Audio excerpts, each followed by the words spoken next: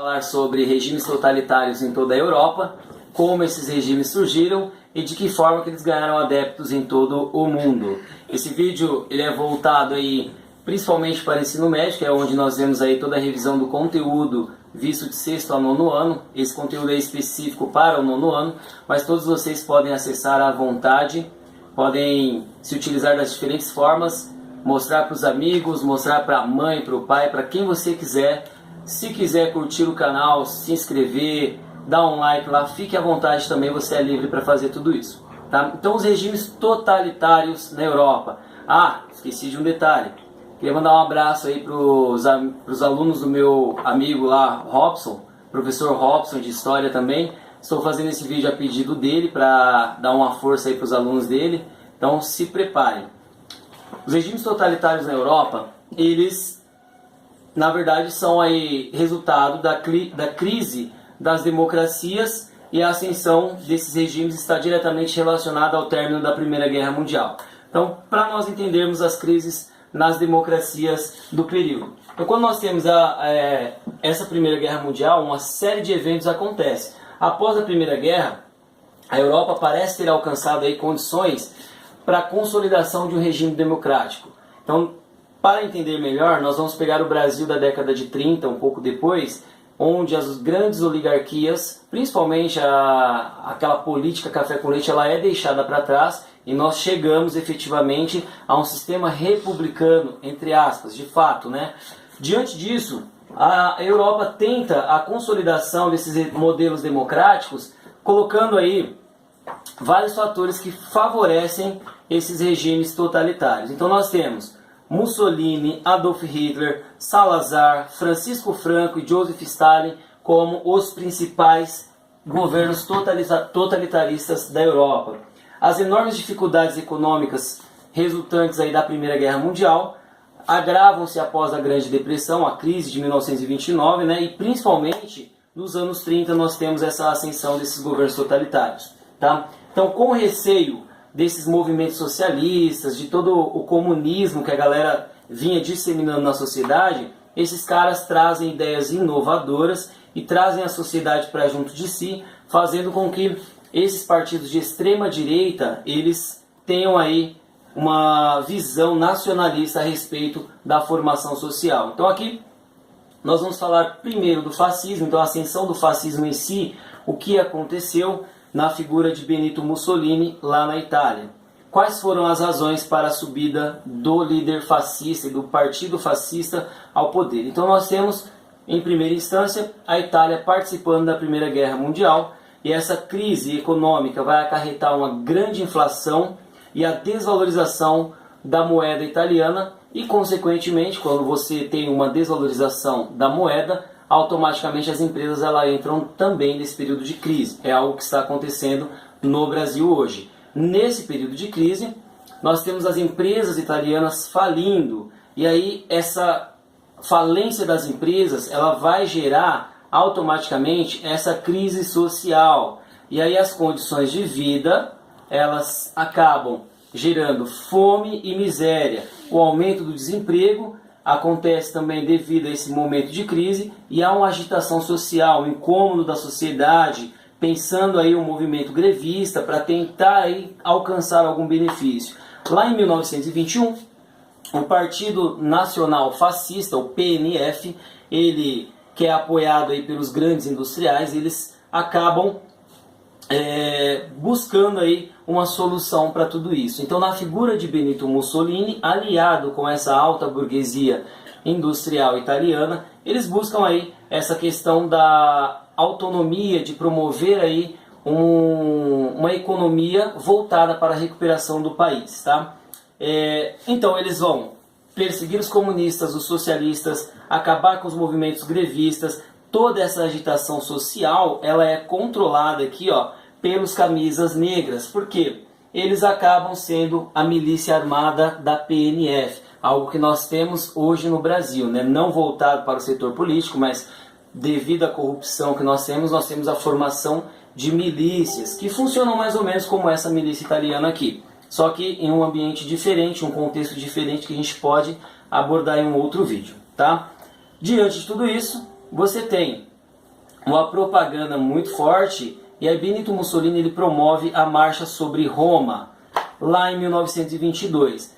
Depois dessa marcha, Mussolini ele é convidado a fazer parte do governo. Então o rei ele acaba convidando Benito Mussolini para fazer parte desse governo. Então o PNF, em 1924, acaba recorrendo à violência e à fraude. É isso que vai gerar, né, a grande ascensão fascista na Itália. O fascismo italiano ele vai defender os seguintes princípios. Primeiro, o totalitarismo. Culto ao líder, a figura do líder em primeira instância. Esse líder ele tendo aí o controle do Estado e também sobre o indivíduo, né? Ou seja, a submissão total, tanto do Estado como das pessoas em geral, ao chefe de Estado. Com tudo isso, nós teremos as medidas repressivas por parte aí das diferentes forças policiais que são criadas para essa época. Medidas aí das forças repressivas do totalitarismo. A censura, principalmente aos órgãos de imprensa, que é extremamente importante. Nós temos jornais, revistas da época, elas tendo aí os seus esforços voltados para o combate ao fascismo. Imediatamente, quando esses caras eles promovem qualquer tipo de oposição, Mussolini, juntamente com a sua junta ali de governo, proíbe qualquer tipo de manifestação, proíbe. É mais ou menos o que Vargas faz aqui no Brasil também. Então, é como se eles tivessem criado o DIP também, o Departamento de Imprensa e Propaganda, para controlar tudo que circulava na Itália. Então, a criação de uma polícia, ela acaba. Então, a organização de vigilância e repressão do antifascismo, ou seja, qualquer movimento que seja contrário ao fascismo deve ser punido e reprimido de maneira até mesmo violenta, tá? A proibição aí dos partidos políticos também é algo interessante de analisar nesse contexto. Por quê? Ao você ascender um governo totalitário, naturalmente você coloca-se, na verdade, como primazia, como primeiro, está ali sobre tudo e sobre todos. Então qualquer partido que seja antifascista, ele deve ser controlado e reprimido, tá? Nós temos a proibição das greves e dos sindicatos, porque greves, elas são geralmente contrárias ao governo. Então essas greves, elas geram uma agitação popular muito negativa para o governo, e os sindicatos, que são os responsáveis por manter esse movimento grevista, ele acaba, de certa forma, atrapalhando o sistema político, tá? Temos então a criação da milícia armada, conhecida como camisas negras. Esses camisas negras, eles são responsáveis por esse movimento de controle da agitação social e também de repressão das mais variadas dos mais variados movimentos grevistas e esses movimentos que acabam sendo antifascistas. Diante de tudo isso, nós temos o desenvolvimento de um antissocialismo, um anticomunismo e o antipartidarismo. Antissocialismo, qualquer ideia que venha com base no socialismo, acaba sendo uma ideia de fato antifascista. Então os caras eles acabam proibindo qualquer tipo de circulação de ideias socialistas ou comunistas. Eles são contrários a esses movimentos. E o antipartidarismo, não existe mais o pluripartidarismo, apenas um único partido. Então esse único partido é o partido fascista, oculto ao chefe. Naturalmente, Benito Mussolini, Adolf Hitler e tantos outros espalhados pela Europa promovem essa ideia de cultuar somente a figura do líder, porque o líder ele vai ser posto como o salvador da nação. Então nós temos uma propaganda muito forte na figura do Duce, no caso que é da Itália. Quem é o Duce? O imperador, o governante, o chefe de Estado, tá? Considerado aí o único salvador da nação. E temos também as ideias nacionalistas. Nós temos um nacionalismo exacerbado, algo assim extraordinário, onde as pessoas elas olham o líder e falam assim, olha, nós temos que saudar a nação, nós temos que fazer com que a nossa nação desenvolva, algo que o Brasil não tem em hipótese alguma desde a sua criação.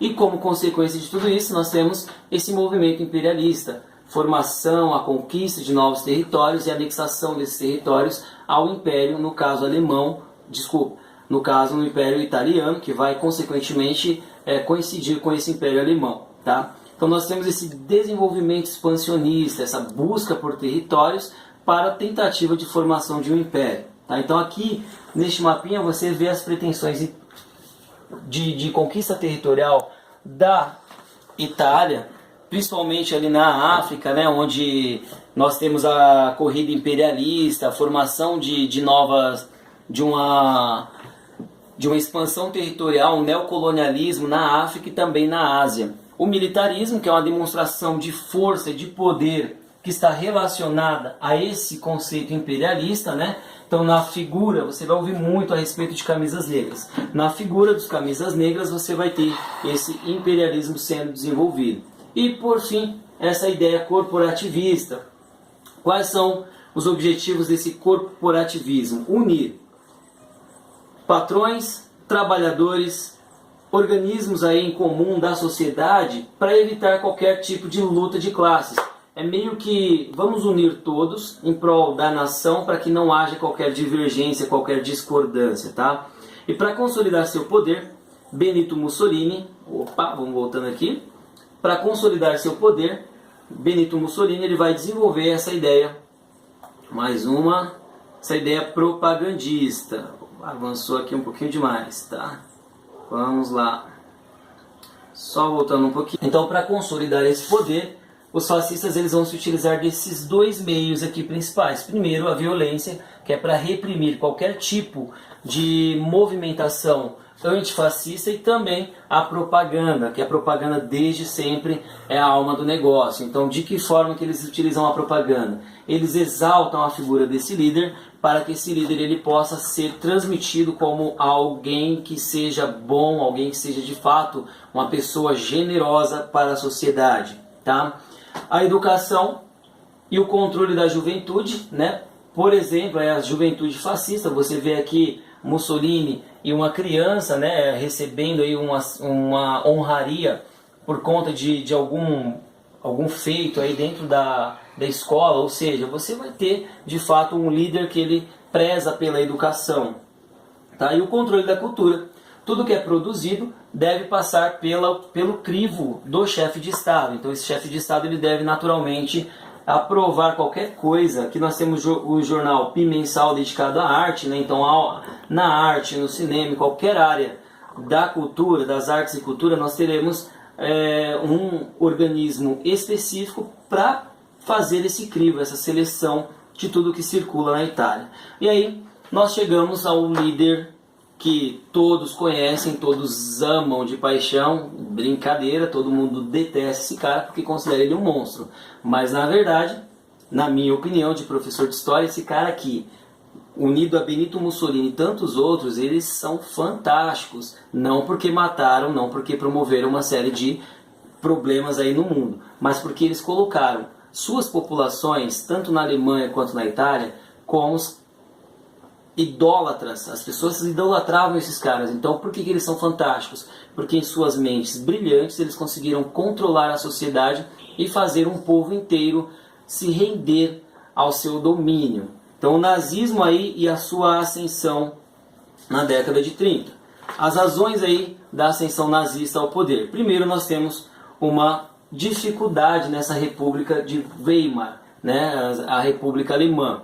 Lá entre 1919 e 1933 nós temos o descontentamento com a assinatura do Tratado de Versalhes, que colocou a Alemanha sobre um contexto muito ruim, digamos assim. Por que ruim? Porque a partir da assinatura do Tratado de Versalhes e a perca da Primeira Guerra, esses caras aqui vão ter que pagar uma série de obrigações essas que Hitler não concordava. E aí existem graves problemas econômicos que são provocados pela assinatura do Tratado de Versalhes. Então, desde as indenizações, né, até a crise econômica que a Alemanha passou, o Tratado de Versalhes vai ser um dos grandes responsáveis, tá?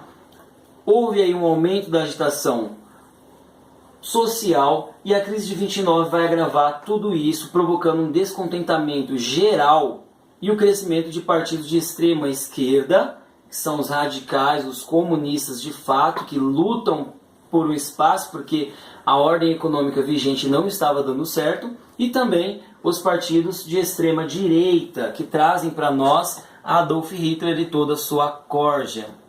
Diante de tudo isso, em 1919, surge aí o Partido Nacional Socialista dos Trabalhadores Alemães, ou Partido Nazi, dirigido por Adolf Hitler em 1921.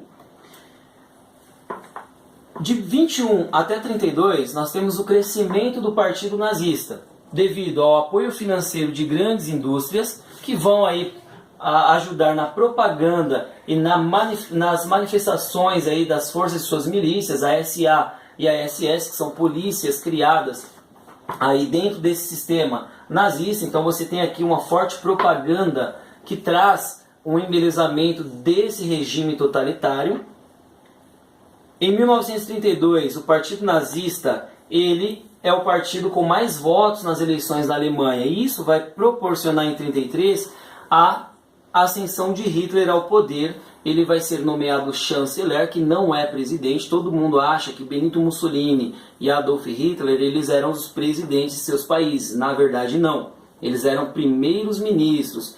Conforme o seu autoritarismo, o seu governo totalitário começa a se desenhar, eles derrubam o poder por meio de um golpe, né? No caso de Mussolini, e no caso de Hitler, ele ascende ao poder com a morte do presidente, e aí eles chegam ao poder, e Hitler efetivamente, a partir de 1933, ele começa a desenhar esse governo autoritário e a de fato disseminar as ideias nazistas por toda a sociedade alemã. Quando você pega tudo aquilo que o nazismo provocou na sociedade, você fica imaginando, nossa, mas como que Hitler conseguiu convencer tanta gente a se render ali ao seu domínio, a ter práticas de tortura contra os judeus e as minorias da sociedade? Na verdade, assim, o Partido Nazista ele começa com apenas 10% de adeptos. Após a crise de 29, quando Hitler ele percebe que os judeus eles são os caras que estão ainda com poder financeiro por toda a Europa, ele começa a disseminar essas ideias, e o povo eles acabam abraçando essas ideias, porque todo mundo em crise, todo mundo passando necessidade, e os judeus que vieram de outra terra, eles acabam prosperando. Essa é a ideia do antissemitismo, né? A gente vai ver um pouquinho mais para frente. Então, de acordo com a história, após a morte do presidente da República, von Hindenburg, Hitler vai acumular os cargos de chanceler, que é o primeiro-ministro, e o chefe de Estado, colocando aí o poder da Alemanha inteiramente ao seu dispor e colocando aí o Partido Nazista de frente com esse poder, fazendo com que ele pudesse colocar-se como o líder supremo e como principal solucionador de todos os problemas. Então, os princípios e as características do nazismo. Nós temos aí um nazismo que ele vai defender a semelhança aí do fascismo italiano. O totalitarismo, que é a submissão total do Estado, né, ao seu chefe, e aí nós temos as forças repressivas. Para que haja esse totalitarismo, é preciso que você também reprima os movimentos com a criação da SA, seções de assalto, e da SS, seções de segurança, ou seja, polícias voltadas para o controle social de qualquer movimento antinazista, né? E temos aí, como na Itália, o mesmo princípio, o antissocialismo, o anticomunismo e o antiparlamentarismo. Aqui nós temos a imagem do incêndio do hashtag, não é hashtag do Facebook, tá? É o hashtag o Parlamento Alemão, que aconteceu em 27/2 de 1933. Segundo a polícia de Adolf Hitler, foi preso um jovem aí holandês que estava na Alemanha há apenas 10 dias, e ele de fato foi considerado um louco alucinado. Ele estava lá, foi pego ali no flagra, ateando ali focos de incêndio, fazendo com que o negócio pegasse fogo. Mas, de acordo com a história, nós sabemos que não foi bem isso, né? Então esse aqui é um meio de chegarem até o poder e destruírem de fato todo o sistema parlamentarista. Assim como no fascismo, teremos também o culto ao chefe e esse cara sendo colocado como salvador da nação. Percebam aqui nos cartazes que a figura de Adolf Hitler ela é exaltada.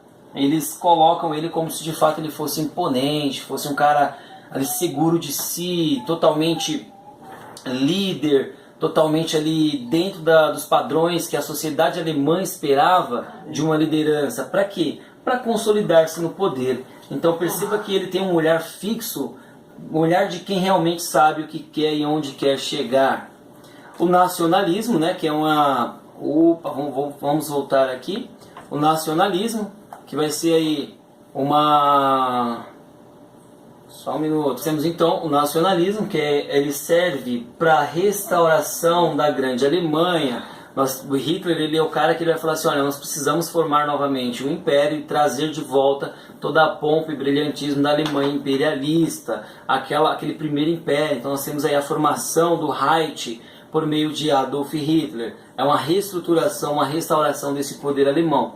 Diante disso, o imperialismo, a formação desse terceiro Reich e espaço vital, que é a ideia que os alemães tinham de uma raça superior. Era como se eles de fato fossem a raça pura, a raça ariana, buscando, né, um território muito maior, muito mais amplo quanto às suas necessidades. Para quê? Para a formação desse império e, consequentemente, esse império ele deveria conquistar as raças inferiores. Quem são as raças inferiores? Ao contrário do que todos pensam, só judeus? Judeus, negros, testemunhas de Jeová, homossexuais e todo aquele povo que não se encaixava nos padrões nazistas era considerado aí raça inferior e deveria ser eliminado após passar por um processo de trabalho escravo, tá? Então nós temos aqui essa ideia hitleriana de ser. Então olha só a voracidade de Hitler, devorando as outras nações, colocando aí sob seu domínio tudo aquilo que ele realmente